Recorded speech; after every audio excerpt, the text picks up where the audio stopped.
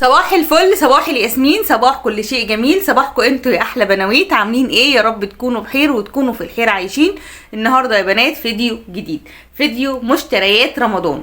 النهارده المشتريات ان شاء الله باذن الله هتكفي معانا رمضان وبعد رمضان.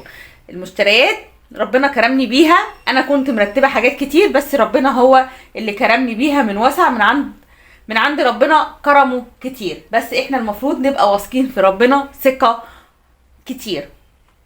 البني ادم بيتمنى من ربنا وربنا هو اللي بييسر له امره. تعالوا انا هقول لكم ربنا ييسر لي امري ازاي، وهقول لكم ايه المشتريات اللي انا جبتها، والنهارده هقول لكم انا وفرت قد ايه. وبجد وفرت كتير كتير كتير كتير. في حاجات انا كنتش عامله حسابي عليها خالص. تمام، يلا بينا بقى نسمي بسم الله الرحمن الرحيم ونصلي على الحبيب عليه افضل الصلاه والسلام، ونزيد النبي صلى عليه افضل الصلاه والسلام. وتعالوا بقى اقول لكم مشترياتي يا احلى بنويت في حياتي. حط بقى اللايك، حط اللايك الاكيد والكومنت العسل يا ست البنويت، وتعالوا ندخل في المفيد وهقول لكم ايه هي كل التفاصيل، وهقول لكم ايه الحاجات اللي انا جبتها ووفرت فيها كام، والحاجات اللي جات لي من باب الله انا ما عملتش فيها حاجه. دعيت وقلت يا رب، وربنا قدر لي الخير وييسر لي امري، وربنا ييسر لكم امركم زي ما ييسر لي امري. تعالوا بقى اوريكم المشتريات وكل حاجه. يلا، اول حاجه في المشتريات دي كلها في حاجات كتير جدا انا ما جبتهاش، وانتوا الناس اللي متابعيني على علم بيها وعارفين ان هي جت منين وربنا كرمني بيها ازاي وربنا ييسر لي بيها امري ازاي. بس انا الحاجات دي انا اساسي كنت هجيبها، ولما دعيت قلت يا رب ربنا ييسر لي بيها من عند ربنا. تعالوا اقول لكم بقى انا الحاجات اللي جبتها بكام، والحاجات اللي عندي اللي خلتني مش هجيب مشتريات لرمضان. طبعا مش هقول لكم انا اسعار الا في حاجات اللي انا جبتها بس، وهقول لكم انا وفرت كام. لكن الحاجات اللي انا ما جبتهاش مش هعرف اقول لكم فيها اسعار. تمام يا ست البنات. اول حاجه يا بنات جبتها هي اول حاجه جات لي مش جبتها هي المكرونه بانواعها واشكالها هي زي ما انتم شايفين. حبيت بقى ان انا اوريكم الكميه على عينك يا تاجر يعني. اهي من كل نوع 2، يعني الاقلام 2، العقل الكبيره 2، العقل المعوجه الكبيره برضو 2، السوست 2، العقل الكبيره الاكبر شويه من دي 2، والعقل المعوجه الصغيره 2. وريتكم كل الاشكال اللي جات لي عشان تبقوا انتوا عارفين انا عندي ايه. ومش هجيب ان شاء الله باذن الله الفتره اللي جايه الا حاجات بسيطه جدا جدا جدا. الحاجه اللي هتنقص عندي هجيبها. للامانه انا ما صرفتش حاجه من مصروف الشهر في مشتريات الاكل الا الحاجات بسيطه، هجيب بيهم بقى منهم لحوم وفراخ وحاجات وكده. لكن الحاجات دي جبت منها حاجات بسيطه جدا. طيب تعالى اقول لكم جبت صلصه الصلصه دي ان شاء الله انا متفقه مع الراجل يجيب لي كذا واحده منها، انا بحبها في التلاجة يعني، بتبقى عندي احتياطي. الوزن 300 جرام ودي عامله 12 جنيه، هو عامل عليها عرض ب 12 جنيه. جبت واحده لان كان العرض يعني اللي كان موجود عنده خلاص، وقال لي هيجي لي بكره ان شاء الله باذن الله. بكره هجيب لما ينزلها يعني.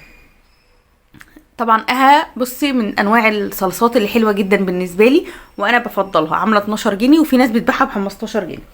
تمام. جالي عدس اصفر. العدس الاصفر ده مش انا اللي جايباه، وللامانه انا كنت ناويه اجيبه بس يعني الحمد لله ربنا قدر لي وجالي من باب الله. هو وزنه كيلو. طبعا انتوا عارفين مين اللي جاب لي الحاجه دي ورزقني ربنا بيها. جات لي من عند حبيبه قلبي ام محمد، ربنا يا رب يكرمها ويرزقها من وسع. وفرت عليا كتير جدا جدا جدا يا بنات. جابت لي عدس الجبه. طبعا انتوا عارفين الاسعار، الكيلو ب 48 و 56 العدس الاصفر للناس اللي بتسالني يعني. ونفس النظام الجبه، وفي ناس بتبيعه ب 60، يعني كل واحد مش نفس السعر. ده برضو يا بنات كيلو بجبه وكيلو اصفر.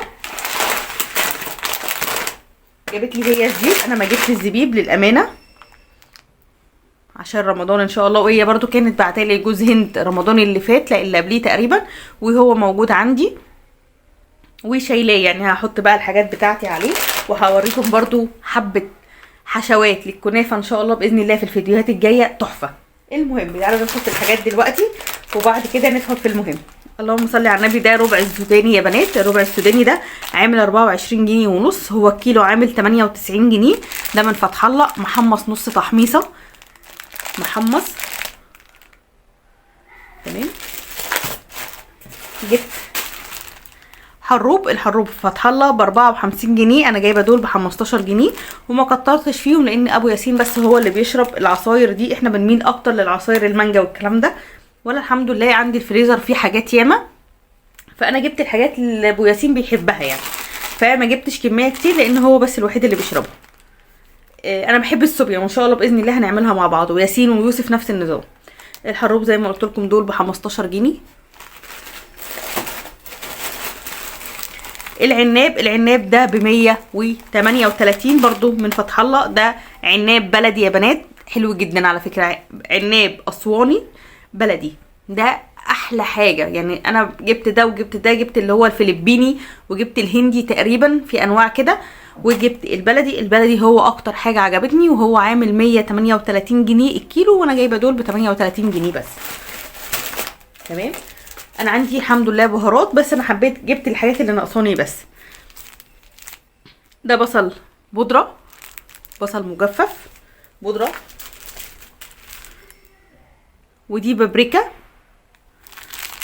البابريكا دول وزنهم 300 جرام عاملين 21 جنيه. والبصل البودره الكيلو ب90، دول 182 جرام عاملين 16 جنيه و40 قرش. جبت حبه دول فلفل حصى، انا عندي بصراحه وبحب ان انا اجيبه كده ايه احتياطي يعني، لاني انا بحب عطاره فتح الله جدا. عامله 21 جنيه، انا عندي بصراحه بس انا جايبه دول احتياطي. ده بقسماط بودره مطحون، طبعا انتوا عارفين ان احنا بنستخدمه للكفته والكلام ده كله، والايام الجايه هنستخدمه مع بعض.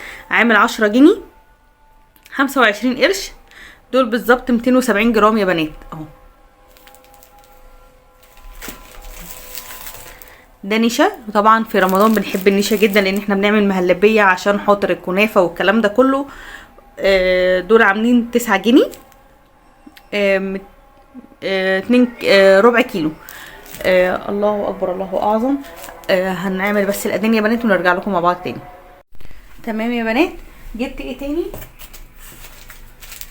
جبت كريم جانتيه، دول ب 30 جنيه حبه، دول ب 100 وزنهم 104، مش عارفه يعني ايه وزن 104 ده، بس يعني كده اقل من التمن كمان، دول ب 30 جنيه.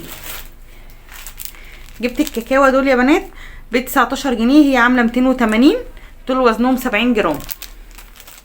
تمام.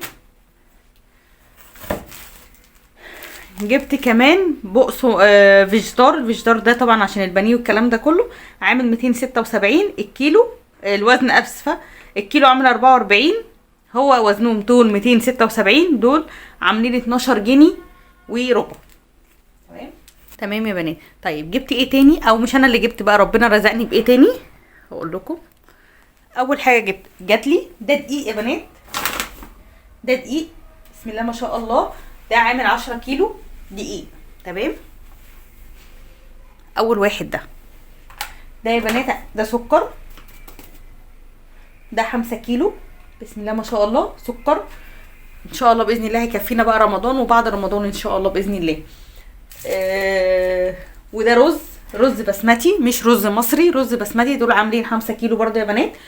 يعني قولوا لي بقى افكار لحاجات للرز البسمتي، انا بعمله بالاصفر وبعمله بالمكسرات، هل في حاجات تانية؟ قولوا لي في الكومنتات لاني انا ما اعرفش قوي. تمام. في حاجات كتير انا ما اعرفهاش يعني بالنسبه للرز البسمتي، كل حاجه بعملها بالرز المصري، فمش كتير بعملها بالرز البسمتي، فانتوا قولوا لي في الكومنتات. تمام. يبقى ده سكر وده دقيق وده رز بسمتي، وقولوا لي الدقيق ينفع احتفظ بيه عادي في الدولاب ولا لازم التلاجة؟ تنصحوني بايه؟ لازم التلاجة ولا لازم احطه عادي احطه في الدولاب؟ طيب ده يا بنات كاستر، دي علبه كاستر، وبرده للامانه مش انا اللي جايباها. تمام. ان شاء الله باذن الله هنعمل بقى في رمضان. كنت بجيب الكيس ده تقريبا ب 8 جنيه الكيس اللي هو قد كده، ده كنت بجيب منه 2 و3 عشان خاطر اعمل صينيه كنافه كويسه، او اعمل صينيتين يعني. فالحمد لله ربنا كرمني بكاستر، ان شاء الله باذن الله بقى هنعمل بقى ايه كنافات وايه وهنهيص العيال. طبعا ده لبن بودره انتوا عارفين وشفتوه في الفيديو، لبن بودره ان شاء الله باذن الله بقى هنعمل صوبيا وهنعمل حاجات كتير جدا منه ان شاء الله باذن الله. دي سمنه الاصيل. انتوا عارفين ان انا طبعا جايبه السمنه اللي هي بتاعه كانت شهر 12 لما احنا جبتها وسيحتها معاكم، وبصراحه شايلاها في التلاجة. هستخدم منها بقى، هبتدي استخدم منها او استخدمت منها بالفعل. ودي كانت هي اللي بعتها لي.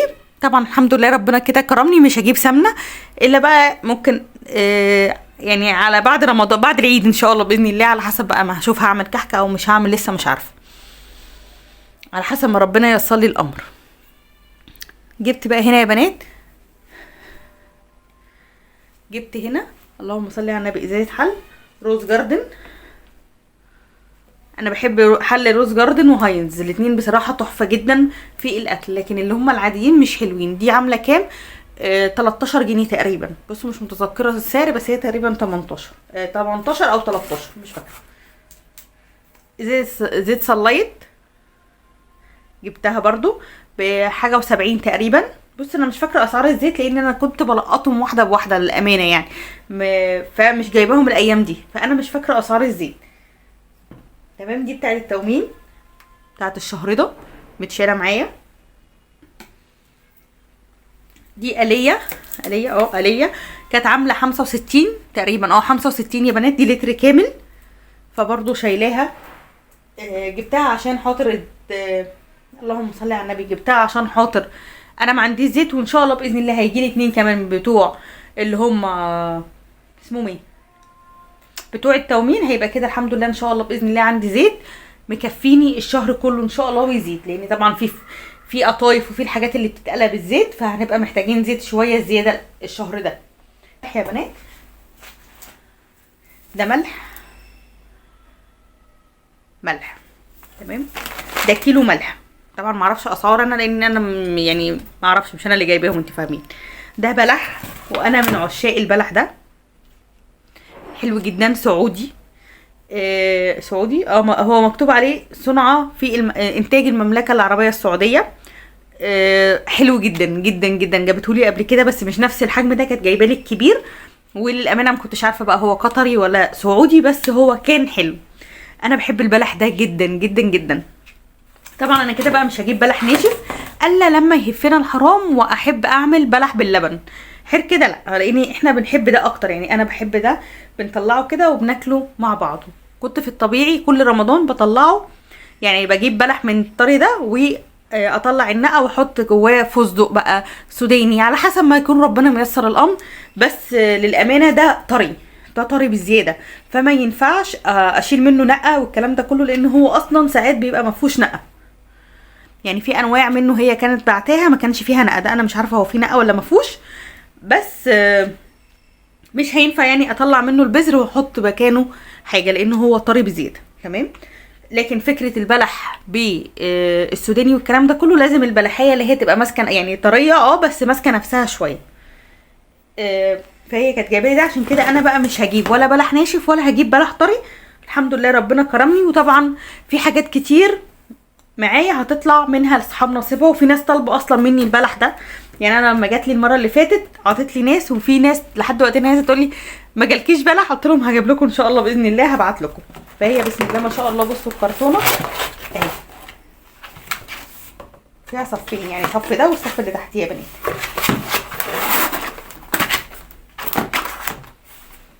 تمام. تعالوا بقى اقول لكم انا جبت ايه ووفرت فلوسي كلها فيه عشان يكفيني معايا ان شاء الله باذن الله الشهور الجايه كلها. مش هيكفيني طبعا شهر رمضان بس، هيكفيني شهر رمضان بزياده. يلا بينا حبايب قلبي. ده الرز ده انا جبته بصراحه الاسبوع اللي فات تقريبا او الاسبوع اللي قبليه، مش فاكره، مش متذكره الوقت قوي. بس جبته بصراحه قبل الحاجه دي ما تجيلي. كنت ناويه ان انا زي ما قلت لكم الشهر اللي فات واللي قبليه انا ما كنتش بجيب مشترياتي كل يوم، كنت بجيب مشترياتي على حسب ما انا محتاجه، يعني الحاجه اللي انا محتاجاها كنت بجيب بيها مشتريات، وكنت بجمع الفلوس على جنب. ولما ربنا كرمني وجمعت الفلوس على جنب، اول ما جمعت 600 جنيه على جنب من مطرح، يعني كل شهر كنت بجمع، فجمعت 600 جنيه. فرحت جايبه شكاره الرز دي من الفكه يا بنات، بامانه الله، من الفكه اللي طالعه. الولاد ما كانوش بياخدوا مصروفها، كنت بحطهم. جت عليا وقت كنت عندي حاجات حلوه ما كنتش بديهم هم مصروف. اللهم صل على النبي. ما كانش في مدارس والكلام ده كله، فكنت ماسكه عليهم شويه ساعه الاجازه.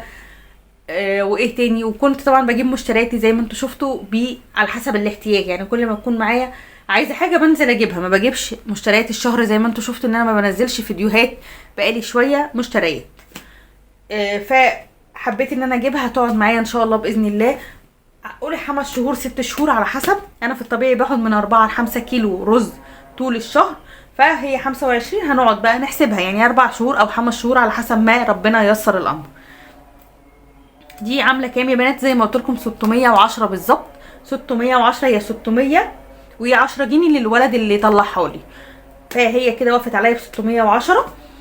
الرزه دي الراجل بيشكر لي فيها جدا، وانا الامانه جبتها من عنده سايبه وجربتها وكانت حلوه جدا جدا جدا.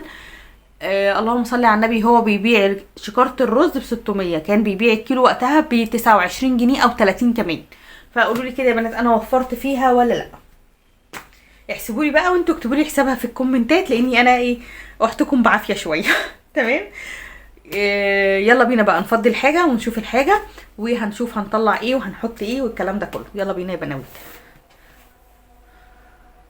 دلوقتي بقى هبتدي افضي الحاجه كلها في المنظمات. وعلى فكره يا بنات بجد والله العظيم من احسن ميزات الدنيا ان انتي تفضي حاجتك في علب كده. يعني الحاجات لما بتبقى في اكياس وتسيبي الكيس مفتوح وتاخدي منه وتسيبيه والكلام ده كله، بجد بتضيع ياما وبيهدر ياما جدا جدا جدا. لكن لما بتحطي بقى في علب او اي حاجه، يعني انا عن نفسي زي ما انتي هتشوفي كده، علب ماشي، برطمانات ماشي، علب صلصه قديمه ماشي، اللهم صل على النبي، علبه نوتيلا ماشي، يعني ما بتفرقش معايا. المهم ان انا تبقى الحاجه بتاعتي مرصوصه وقدام عينيا. اللي ان شاء الله باذن الله عايزه اجيبه ان شاء الله باذن الله الستيكر اللي هو بيبقى مكتوب عليه اسم الحاجه، لاني انا الستيكر اللي كان محطوط بامانه ما كانش افضل نوع يعني، وكان كل شويه يقع مع الحسيل والكلام ده كله، فما كانش افضل حاجه. اللي ان شاء الله باذن الله ناويه اجيبه هو الستيكر. والاحسن انت تبقي زي ما بقولك تبقي منظمه حاجتك وحطها كلها في الدولاب كده مرصوصه، حتى لو في تربو والله مش فارقه، بس المهم ان هي تبقى مرصوصه قدام عينيكي، يعني قدام عينيكي كده بالعلب بالحاجه مرصوصه حواليكي، تعرفي تحتي ايه وتسيبي ايه. الحاجه لما تتحط في العلبه بتعرفي تسحبي منها وتفضي منها والكلام ده كله. لكن لما بتبقى في اكياس بتضيع ياما جدا. يعني انا هنا كان في كيس مكرونه مفتوح، والله انا ما حدش بيري يا بنات ان هو مفتوح، وسبته مرصوص في الدولاب. عايزه اقول لكم وقع كميه كبيره جدا منه، وللاسف اتضايقت جدا، بقيت عماله الم المكرونه وبقيت من جوايا متضايقه بامانه والله العظيم يا بنات. بس فدي نصيحه حبيت ان انا ابينها لكم او اقولها لكم يعني في الفيديو، عشان خاطر الناس اللي بتحط باكياس وكده مش افضل حاجه. والعطاره الناس اللي سالتني عليها برضو، العطاره عشان تحافظي عليها حطيها في التلاجة. في التلاجة. في ناس بتشيلها في الفريزر، بس انا للامانه ما جربتش لان انا ما بجيبش كميات كبيره قوي. الحاجه الوحيده اللي شايلاها في الفريزر هي الكزبره الحصى، لاني اللهم صل على النبي يعني هي عندي كتير وانا شايله في التلاجة وشايله في الفريزر. وان شاء الله باذن الله لما اجي اجربها يعني اطلعها واجربها هقول لكم. انا ما جربتش اللي في الفريزر، انا سمعت حد بيقول عليها في النت وعملت زي ما هو قال، لكن انا لسه ما جربتهاش للامان. لكن انا بحط العطاره كلها في التلاجة، صيف شتاء بحب احطها جدا في التلاجة، بحافظ عليها. هو دي الطبيعي اللي بحب احطه في التلاجة في الصيف، لكن في الشتاء عادي بحطه في اي حتة. لكن للامانة كنت بجيب كمية قليلة، يعني كيلو ونص الكلام ده كله، 2 كيلو يوم ما بيقول انا جبت دقيق يعني.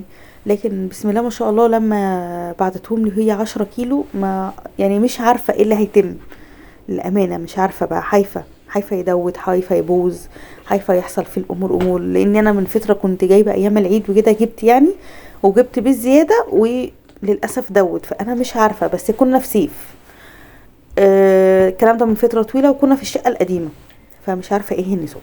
بس يا بنات بقى فضيت الحاجه كده وظبطت الدنيا، وبرده حطيت الرز. وان شاء الله باذن الله هنعمل مع بعض بقى اكياس رمضان ان شاء الله باذن الله الايام الجايه، وهنعملها مع بعض وهنظبط الدنيا. يا رب الدنيا تكون بخير وتكونوا انتم مبسوطين وتكونوا بخير يا حبايب قلبي، ويا رب الفيديو يكون عجبكم وتكونوا مبسوطين فيه. متنسوش بقى تحطوا اللايكات والكومنتات يا امارات.